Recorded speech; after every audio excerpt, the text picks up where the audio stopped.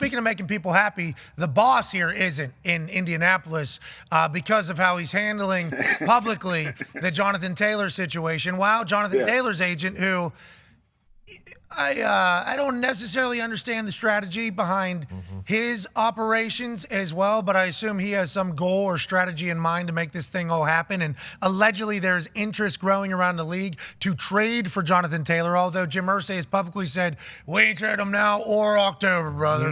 That ain't happening. So with Jonathan Taylor, his agent, Jim Irsay, feeling as if he is the voice of the NFL now, which is why I assume he put out that tweet about running backs and new CBAs and negotiations, and everybody said, oh, this is him taking a shot at Jonathan Taylor, when I assume Jim Irsay was just talking as a whole, but certainly involving Jonathan Taylor in that conversation. How do you feel this works out, and what are your thoughts on the point that we're at right now with this whole thing? Because he is the only person, I was at training camp, he's the only person that has not bought in. You know what I mean? New coach, new quarterback, new building, new everything pretty much, new vibes. Everybody's kind of all in. Anthony Richardson, it's hard not to. You watch him, you're like, all right, we got a fucking guy here who can do it. He's the only one that is hoodie up, standoffish, not talking to anybody. It's not good. It's toxic.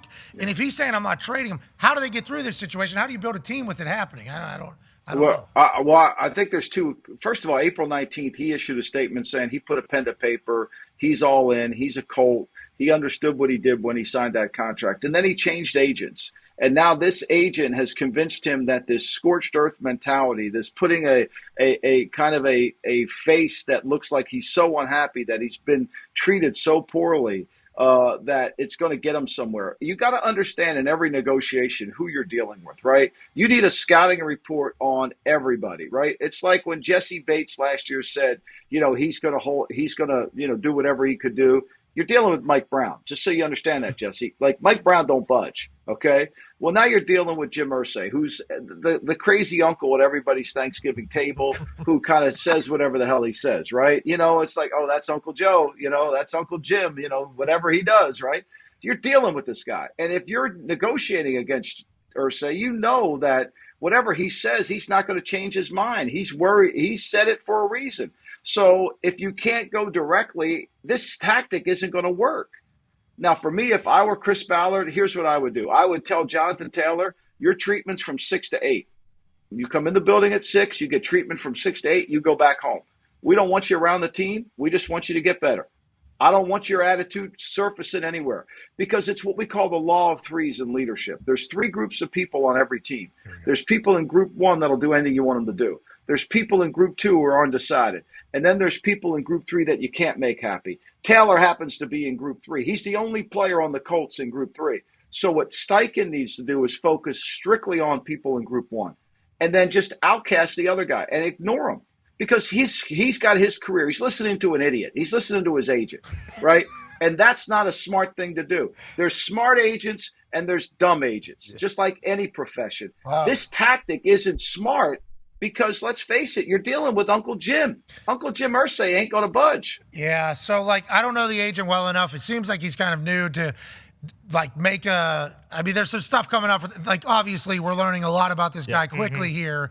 But he certainly has won Jonathan Taylor over, because, to your point, April 19th, I'm all good. Still friends with everybody in the building. Still friendly with everybody in the building. And then all of a sudden, training camp, not talking to anybody. That's a wild thing to happen. So this guy got to be a great talker. So that's one part of doing business.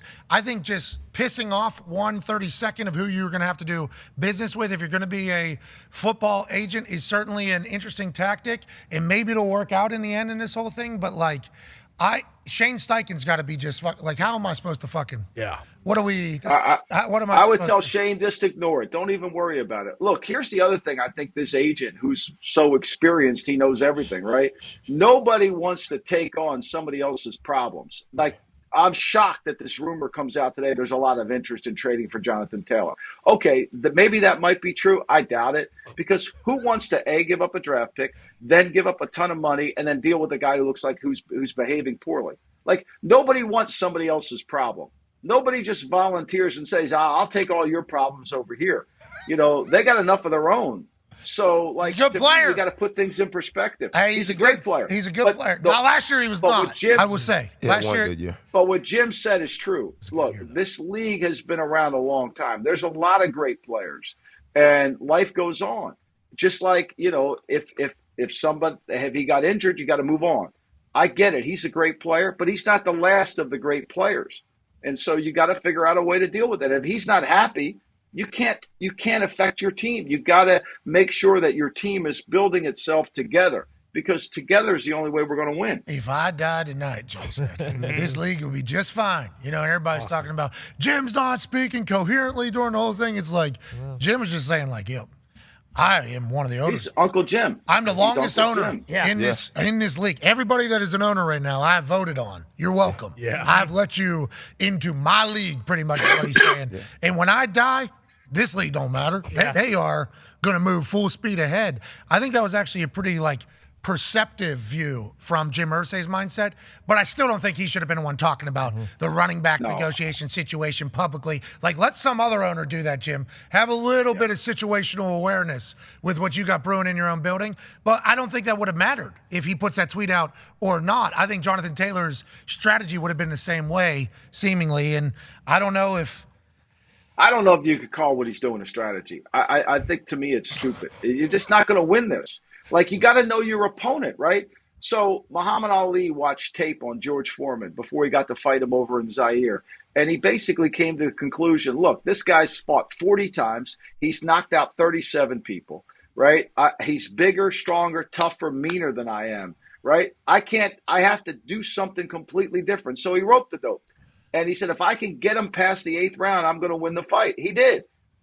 That's strategy. This isn't a strategy. We're just going to act so unhappy. That's not a strategy. That's one of the greatest strategies of all time. Genius. Still talked about. People don't talk about boxing strategy on a regular basis. The rope dope still talked about. Simpson, Homer made an entire fucking episode about the whole thing. You're right. There is strategy and then there isn't strategy. In this particular one, I think acknowledging that Jim Irsay pays his people.